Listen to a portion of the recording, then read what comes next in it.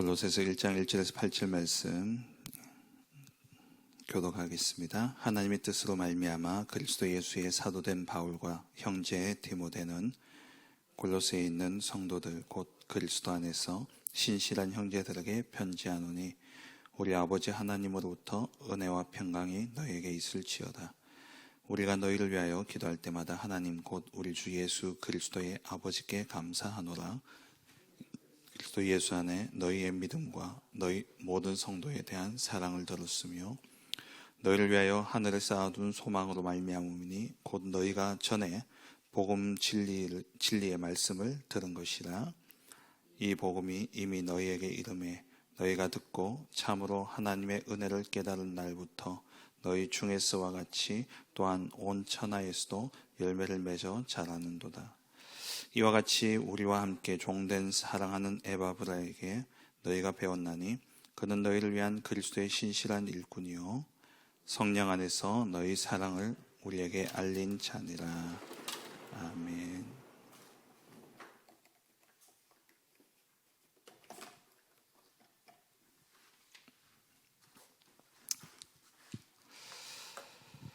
이번 주일 강단 말씀을 통해서 모든 것을 다 하시리라 말씀을 주셨죠.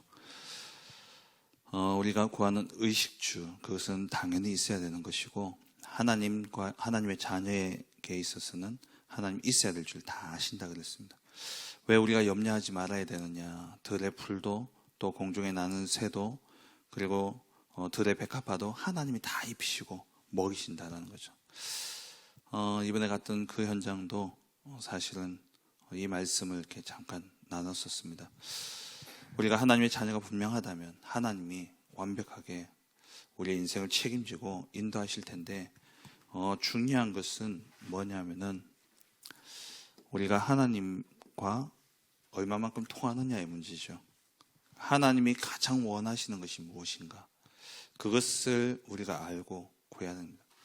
그래서 마태복음 6장 33절에 너희는 먼저 그의 나라와 그의 의를 구하라. 그러면 이 모든 것을 너희에게 다하여 주시리라. 하나님이 가장 기뻐하시는 것, 곧 하나님의 나라. 하나님의 나라가 어떻게 이루어지느냐? 온 천하에 복음이 증거되는 것. 그게 하나님이 가장 원하시는 것이죠. 그래서 이것을 두고 우리가 기도할 때에 하나님이 가장 기뻐하시는 겁니다. 그러면 우리가 하나님이 원하시는 것을 할 때에는 구하지 않아도 하나님 나머지 있어야 될 것은 하나님이 채우신다라는 거죠. 군인들이 먹고 마시는 거 걱정하지 않습니다. 더 잘 먹으려고 하니까 걱정하는 것이지 입는 것 모든 생활에 있어서 사실 기본적인 것들은 불평할 게 없어요. 왜? 때 되면 다 알아서 채워줍니다. 나라를 위해서 일하기 때문에. 우리가 하나님의 나라를 위해서 일한다면 하나님 우리의 인생을 책임져 주시는 것이죠. 처음부터 하나님은 이 온 천하에 복음이 전거될 것을 하나님 원하셨어요. 창세기 12장에 너로 말미암아 열방이 복을 얻게 하겠다 약속하셨고 22장 18절에 이삭을 드린 이후에는 하나님이 네 씨로 말미암아 열방이 복을 얻게 될 것이다 분명히 말씀하셨죠. 그리고 예수님이 마지막에 주신 말씀도 결국 모든 민족으로 가라 말씀하시고요. 마태복음 28장에 마가복음 16장 15절에서 20절에 모든 민족으로 가라. 사도행전 1장 8절에 땅끝까지 가라. 하나님의 처음과 시작이 다 뭐였냐? 모든 온 천하에 이 복음이 전파되는 것입니다. 그래서 우리가 여기에 방향을 맞춘다면 먼저 그의 나라와 그의 의를 구한다면 하나님이 모든 것을 더하여 주신다 그랬어요. 하나님의 나라, 이 하나님의 나라가 완성되어지는 방법은 이것밖에 없습니다. 온 천하에 이 복음이 전거되어지는 것이죠. 그리고 그의 의, 이 하나님의 나라를 이루는 데 있어서는 하나님의 의가 이루어져야 돼요. 그 하나님의 의는 뭐냐? 그리스도를 통해서만 구원이 이루어지는 겁니다. 그래서 우리가 붙잡아야 될 것은 오직 그리스도를 바라보며 이 그리스도 누리고 그리스도를 증거하는 삶, 증거되어지는 삶이죠.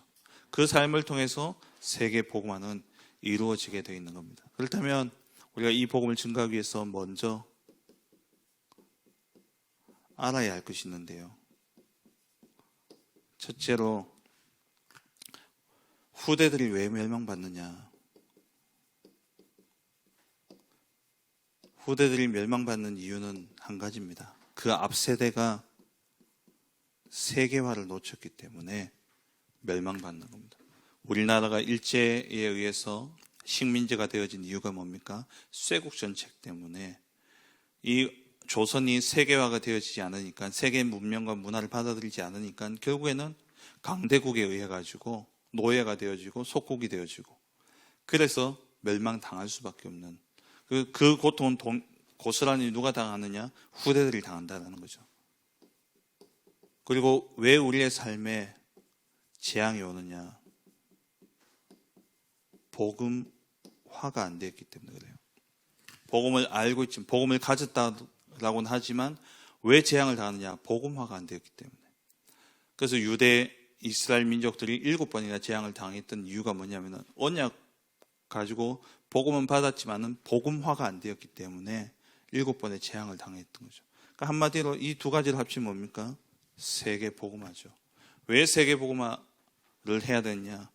후대가 무너지고 그리고 시대에 오는 재앙을 막기 위해서는 복음이 아니면 안 되는 겁니다. 그리고 전쟁의 이유가 있죠. 왜 전쟁이 일어나냐? 결국 이 강대국들이 힘 있는 자들이 전쟁을 일으키는데 이들이 틀린 237을 가지고 있었기 때문에, 틀린 237 운동을 하기 때문에, 다시 말하면 틀린 세계화를 하는 겁니다. 그래서 자기들의 힘으로 짓누르고 자기들의 힘으로 정복한 것이죠. 이런 가운데 우리 세계 초대교회가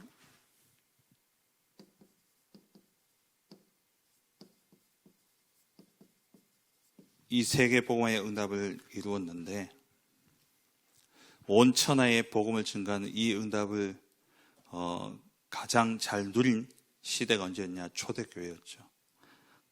이 초대교회가 아무 힘도 없고 아무 능력도 없는 이들이 어떻게 이렇게 세계 복음화의 언약을 이룰 수 있었냐? 저와 여러분들도 지금 내 상황이었다 하든 내 현실이었다 하든 우리를 통해서 반드시 하나님 세계 복음화의 언약을 이루실 것인데, 그렇다면 어떻게 이 세계 복음화의 언약을 이룰 수 있을 것이냐?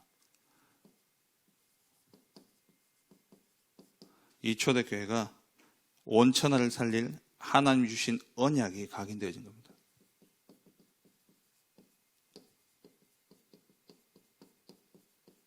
시작은 언약 각인부터입니다. 하나님의 언약이 내게 각인되어지는 것. 거기서부터 시작되어져야 돼요. 올바른 시작이 되어져야 되기 때문에, 그래서 이 초대교회는 모든 것을 끝낸 갈보리산 언약, 요한복음 19장 30절에 다 이루었다. 그리스도로 다 끝났다는 거죠. 이 결론, 여기서부터 시작되어지는 겁니다. 우리의 인생에 가장 먼저 내려져야 될 결론은 뭐냐? 그의 의, 그리스도로 말미암아 다 끝났다는 겁니다. 다 해결되어졌다는 것. 우리의 문제는 여전히 남아있지만 내가 그리스도 언약 붙잡을 때에 그 문제는 끝나는 거예요. 이번에 가서 예배 드리면서도 그 가정을 두고, 진짜 하나님이, 당신이 하나님만 만나면 된다. 이제 남편만 예수를 안 믿어요. 근데 이 남편이 이제 사업하는 중에 어려움을 당하게 돼요. 그 어려움 가운데 이제 너무 큰 경제적인 그러한 압박들이 들어오니까 마음이 너무 불안하고 두렵고, 어떨 때는 사람이 멍해하고 있고, 어떨 때는 감당 못하니까요, 조용히 그냥 어디 구석에서 혼자 울기도 하고요. 그래서 제가 말씀을 전하면서 정말 하나님 안에, 모든 인간은 하나님 떠난 순간부터 있든 없든 불안하고 염려하는 삶을 살 수밖에 없다. 하나님을 만나는 순간 문제는 그대로일지라도 내 마음에 세상이 줄 수 없는 평안이 임하는 것이다. 당신이 정말 예수 믿고 하나님 자녀가 되어야 된다.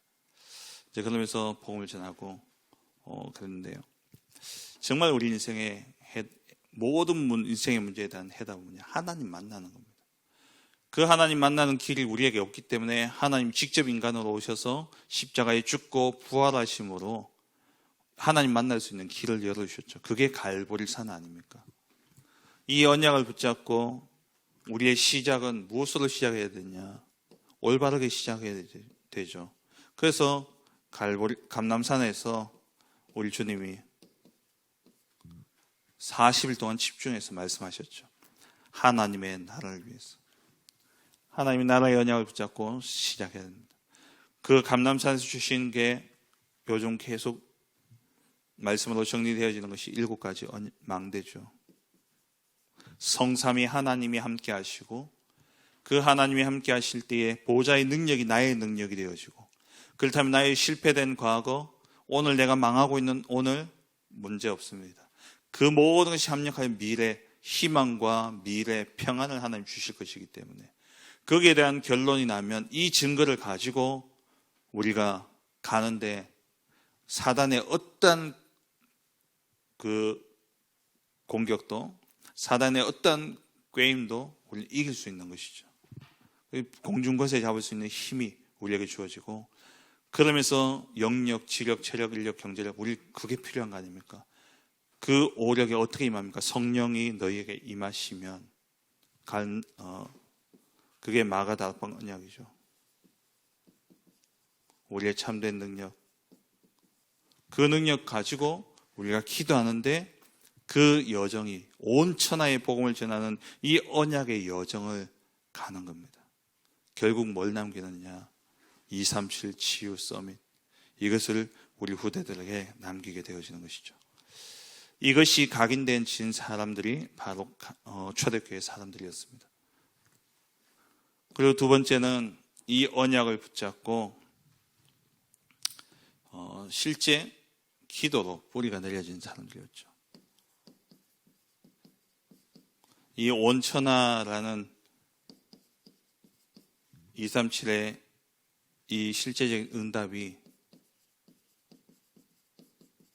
기도로 뿌리가 내려진 겁니다.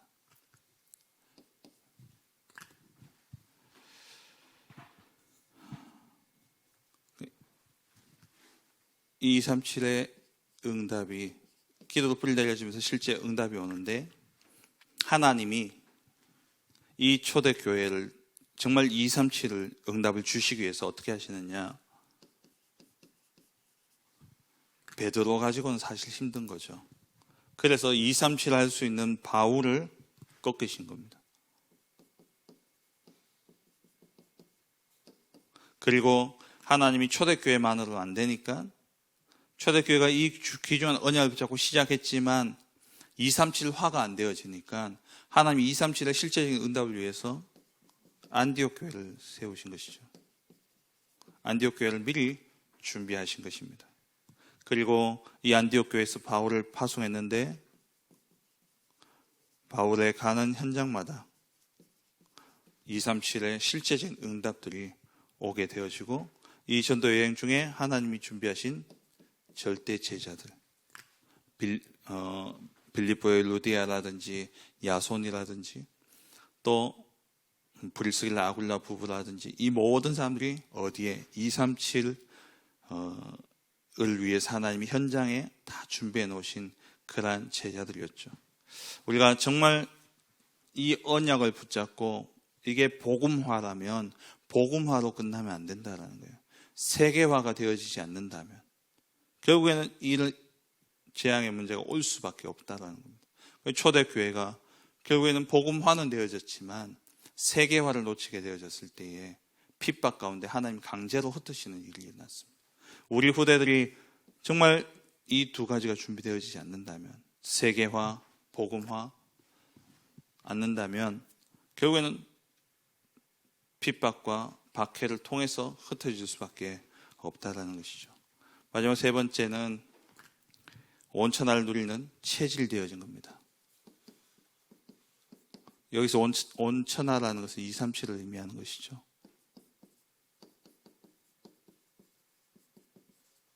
온천하를 누리는 체질이 되어졌는데 모든 삶의 선택과 결정이 무엇에 의해서 이루어지느냐? 세계 복음화. 여기에 방향이 맞춰진 겁니다. 우리가 정말 세계 복음화를 두고 237을 생각한다면 어떤 사람도 수용할 수 있습니다. 이게 한국이라는 정서만 가지고 본다면 상당히 배타적이고 상당히 사람들을 밀어낼 수밖에 없죠. 근데 우리가 237을 생각한다면 저 사람도 237 어느 나라에 쓰임 받을 텐데. 제 고등학교 때 같이 이제 동창이었는데 저희 교회는 아니고 다른 교회 다니는 친구였어요. 근데 제가 저희 교회 오기 전에 이제 다락방 전도운동을 실제적으로 이렇게 접하고 이쪽에 와서 훈련 받기 전에 학교에서 먼저 만났던 친구죠. 정말 독특한 친구였거든요. 저하고는 안 맞아요. 그래서 참 별나다, 좀 독특하다 이런 생각인데 모르겠어요. 그 친구도 저를 볼 때 그렇게 생각했을 수도 있겠습니다만은. 근데 이 친구가 이제 다른 교회 예광교회인가 이제 거기 다녔어요. 옛날 월광교회죠. 근데 지금 어디가 있냐? 중국에서 사업을 하고 있어요. 잘해요. 그러니까 뭔가 이렇게 좀 업되고 좀 이렇게 좀 소리도 크고 좀 그랬거든요. 중국하고 딱 맞는 거죠. 저하고는 안 맞는데. 우리가 237에 눈이 열려지면, 정말 237을 누리는 체질이 되어진다면 모든 사람을 다 수용하고 포용할 수 있습니다. 왜? 237 때문에. 그래서 오늘 본문의 배경이 골로새서지 않습니까? 이 골로새에 있었던 중직자가 누구였냐면은 오늘 본문이 아니고 뒤에 이제 빌레몬이죠. 이 빌레몬이 이제 골로새의 그 중직자였는데 바울이 로마 감옥에서 누구를 만났냐? 오네시모를 만나게 되었죠. 다 아시잖아요. 이 오네시모가 누군지. 빌레몬의 종이었는데 빌레몬의 돈을 훔쳐가지고 도망갔던 종이에요. 근데 바울이 이 사람 감옥에서 만났는데 복음이 들어갔는데 제자예요. 절대 제자예요. 그래서 바울이 빌레몬에게 썼는 편지가 빌레몬서입니다. 이 오네시모를 받아들여라, 용서해줘라. 근데 이 빌레몬이요, 정말 그 말대로 마음을 열고 품죠. 그래서 오네시모가 그 교회의 감독이 되어지고 빌레몬은 거기에 중직자가 되어지고 그게 골로새 교회였습니다. 이 정도로 체질되어져 있는 겁니다. 세계 복음화를 위해서 원수조차도, 그리고 내게 해를 나의 뒤통수를 쳤던 그런 사람도 복음 안에서 다 수용할 수 있는 겁니다. 그 성경의 약속을 보면요, 예수님 주신 말씀이 왜 이들이 이것을 누리는 체질이 되어졌냐? 예수님의 말씀이기 때문에 그래요. 서론에서 말씀드렸습니다마는 모든 민족으로 가라, 온 천하에 다니며 온 천하에 이 복음을 전파하라 말씀하셨고, 사도행전 1장 8절에 땅끝까지 증인되리라 말씀하셨죠. 이것이 기도로 가능한 겁니다. 진짜 복음을 안다면 기도밖에 할 게 없어요. 제가 그 가정을 두고 가서 어떤 인간적인 위로를 할 수 있겠습니까? 갑자기 사업을 잘 해보려고 했는데 여러 군데 투자를 받아서 시작을 했는데 이 돈이 회전이 안 되어지는 거예요. 완전히 막힌 거죠. 제가 뭐 사업을 해본 적이 있습니까? 제가 뭐 그렇게 큰 돈을 가져본 적이 있습니까? 할 수 있는 게 뭡니까? 제가 그래서 계속 기도하면서 하나님, 내가 이 가정을 위해서 할 수 있는 게 뭡니까? 기도와 말씀 외에는 없는 거예요. 근데 정말 이 사람에게 필요한 게 뭡니까? 사람의 말의 위로가 아니라 하나님의 말씀이라는 거예요. 그래서 제가 정말 복음을 아니까 기도할 수밖에 없고, 정말 기도하면 기도를 아는 만큼 하나님이 능력을 주시죠. 말씀의 능력을 주시는 거예요. 그 능력만큼 변화가 일어나게 돼 있는 겁니다. 우리 힘으로 안 되죠. 기도로 되어지는 겁니다. 정말 우리 교회가 이 세 가지들을 237을 살리는 체질이 되어져야 되는데, 이를 위해서 우리가 세 가지들을 만들어야 되죠. 제가 이번에 서울을 다녀오면서 저희 처제가 이제 우리 서밋스쿨 이야기를 하면서 이제 학교를 이렇게 물어보더라고요. 학교가 어떠냐. 저희 처제 아이는 안양 동부교회 서밋스쿨을 다니거든요. 근데 이제 자기 교회에 연결되어진 중국인 선교사님이 계시는데 그 선교사님 사모님이 이제 아이가 그 부모가 그냥 버리다시피 한 아이를 데리고 이제 키운 거예요. 그게 걔가 이제 한 6, 7살 정도 됐다는 겁니다. 그래서 이 선교사님이 아이를 한국에서 정말 복음으로 양육해가지고 중국 살리는 선교사로 그렇게 키우고 싶다. 그래서 한국에 들어와서 아이를 키우고 싶다는 거예요. 그래서 어디 없겠냐. 제가 그 이야기를 들으면서 계속해서 우리가 메시지 들었잖아요. 유 목사님이 237이 와서 훈련 받을 수 있는 장소, 시스템.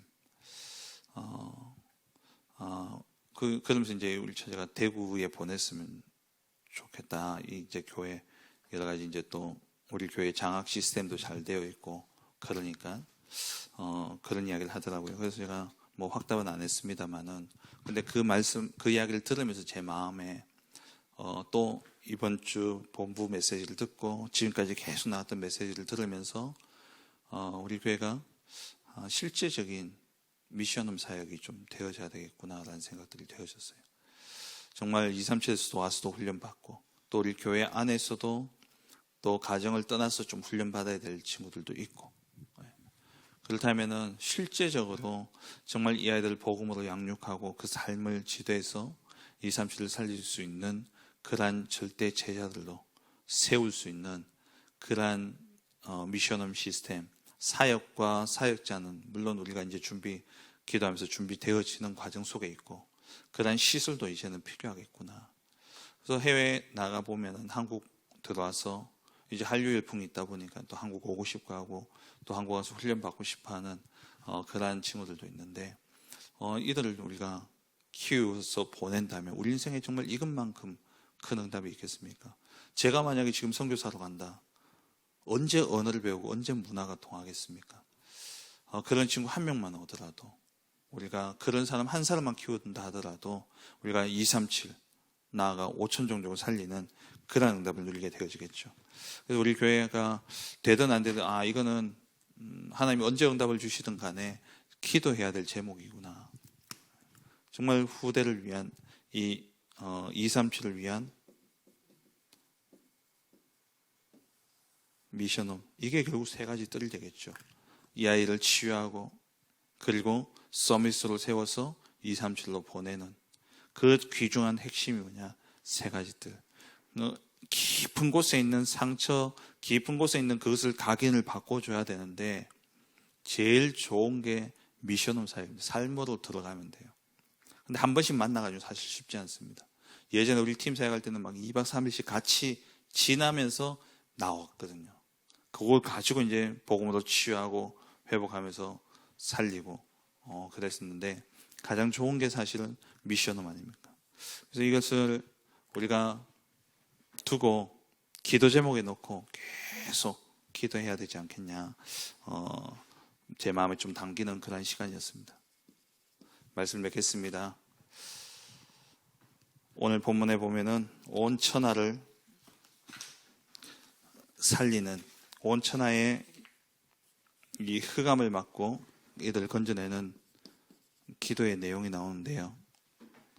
3절에 보면은 너희를 위하여 기도할 때마다 하나님 아버지, 하나님 곧 우리 주 예수 그리스도의 아버지께 감사하노라 그랬죠. 흑암을 꺾는 가장 큰 기도는 감사합니다. 이번 주 강단 말씀에서도 우리가 정말 영적 비밀을 사실적으로 본다면 하나님의 계획이 보여지게 되어 있어요. 하나님의 계획이 보여지면 거기서 감사가 나온다고 그랬습니다. 사단이 가져다 주는 가장 큰 사단이 공격이 뭡니까? 불신앙입니다. 불신앙은 뭐냐? 감사가 없으면요 불신앙에 빠질 수밖에 없어요. 원망과 불평과 불신앙 결국 감사의 제목이 안 보여지기 때문에 그렇죠. 억지로 감사하라가 아니라 이번 주 말씀처럼 정말 영적 비밀을 보고 이 말은 복음화가 되어졌다는 거죠. 영적 비밀을 알고 이 영적 비밀을 가지고 현장을 보게 될 때에 거기에서 뭐가 보여지느냐? 문제가 아니라 하나님의 계획이 있다는 게 보여지죠. 그 하나님의 계획이 보여지면 비로소 감사가 나오게 되는 겁니다. 바울이 이 골로새 교인들이 너무나 다 마음에 들어서 감사했겠습니까? 이 사람들의 모양은 제각각이었어요. 이 교회 안에도 여러 가지 문제들이 많았습니다. 그 문제가 보인 게 아니라 그 속에 이 사람들을 향한 하나님의 계획이 보여졌기 때문에 감사할 수 있던 거예요. 흑암을 꺾는 기도. 제일 먼저 하나님의 계획을 보고 감사하는 것이죠. 두 번째, 5절에 너희를 위하여 하늘을 쌓아둔 소망으로 말미암음이니, 하늘을 쌓아둔 소망으로 말미암는다. 이번 주 강단 말씀에 마태복음 6장 25절부터 봤습니다만 그 본문의 이야기는 사실 그 앞에서부터 시작되어지잖아요. 예수님이 처음 그 이야기를 하시면서 시작하면서 하신 말씀이 뭐냐면은 너희 보물을 이 땅에 두지 마라. 하늘에 쌓아두라는 거예요. 거기는 도둑이 틈타지 않는다. 그러면서 이 이야기가 나오는 겁니다. 너희는 무엇을 먹을까, 무엇을 마실까, 무엇을 입을까 염려하지 말라는 거예요. 우리의 소망을 어디에 둬야 되냐? 하늘의 소망을 둬야 됩니다. 이 땅에 의식주에 두는 순간 염려할 수밖에 없고, 염려한다고도 키가 자라는 것도 아닌데 염려 속에 빠지는 거죠. 그 염려를 통해서 누가요? 사단이 틈타는 겁니다. 흑암을 꺾는 기도, 하늘의 소망을 두는 것이고, 마지막 세 번째로 그 은혜를 깨닫는 순간부터 6절 말씀에 이 복음이 너희에게 이름에 너희 중에서와 같이 온 천하에서도 열매를 맺어 자라는도다. 이렇게 흑암이 꺾여지면 나로부터 내게 임한 이 복음이 온 천하에 증거되어지고 열매를 맺게 되어지는 것이죠.